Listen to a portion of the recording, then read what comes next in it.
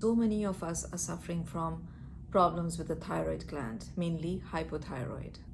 Yes, the medicines work well, but for many people, the fatigue, weight gain, the sluggishness, they still linger. And then there are others who want a much healthier, more natural route. Ayurveda offers an important perspective. If we keep supplementing our body with what it isn't producing, our body becomes dependent. Over time, it outsources its own production and stops bothering to balance it. There's growing evidence if underlying metabolic imbalances are not addressed, this can contribute to the broader metabolic syndrome, which is the obesity, insulin resistance. So now Ayurveda has a unique way of looking at this. It doesn't just focus on replacing what is low, but it focuses more on restoring the body's ability to self-regulate. See how Ayurveda explains T3, T4 and TSH. So when agni, that is the digestive fire, is weak, the body's metabolism slows down. So the sluggish digestion produces ama, that is the toxic residue, and aggravates kapha, which leads to that heaviness, sluggishness. And while it also disturbs vata, which is the dryness, the irregular movement, so leading to constipation. So the thyroid gland reads this low metabolism as a signal that the body doesn't need much energy. So it produces less T3 and T4. And when the pituitary gland notices these low levels of T3 and T4, it compensates by releasing more TSH. That's why in your blood report, you'll see TSH is high and T3 and T4 is low. But it all boils down to your agni. So the cycle begins with weakened agni.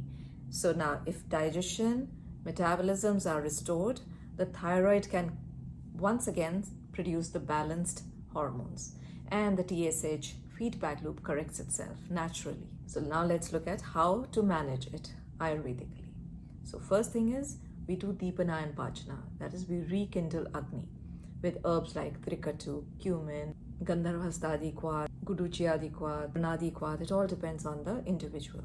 In extreme cases, Panchkarma, all the Shodhana is done, either Vamana for Kapha, Virechana for Pitta, Vasti for Vata, and Nasya to balance the HP axis. After the blockages are removed, after the Agni has been repaired, Rasayana and even Medhya Rasayanas are given, and according to the individual.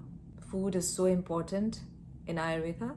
It is recommended to have light, warm, freshly cooked meals.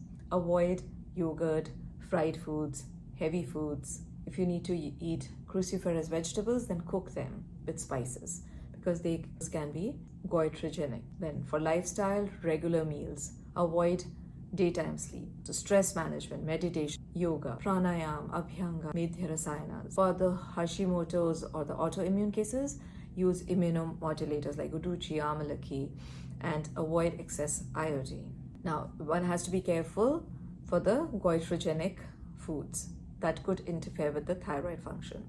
So the strongest inhibitors are soy, pearl millet, then moderate, cabbage, kale, cauliflower, mild, spinach, peanuts, strawberries. Now cooking with spices reduces most of these effects, and then small amounts are safe, especially if iodine intake is adequate. Now for those who want the classical details, let's walk through the Ayurvedic samprapti. And for others, you can skip this portion. So the dosha involvement is kapha and vata. Kapha creates heaviness, sluggishness. Vata creates irregularity, dryness, fatigue. Doshas involved are rasadhatu, which can correlate to plasma or lymph. Medha dhatu, that is the fatty tissues. These are the ones that affect. Agni, that's Jathar Agni, is weak. Dhatu Agni is sluggish. Rasadhatu Agni and Medha dhatu Agni becomes impaired, leading to ama, both at the gut level and at the tissue level. So Rasavaha and Medovaha shrotas, they get blocked.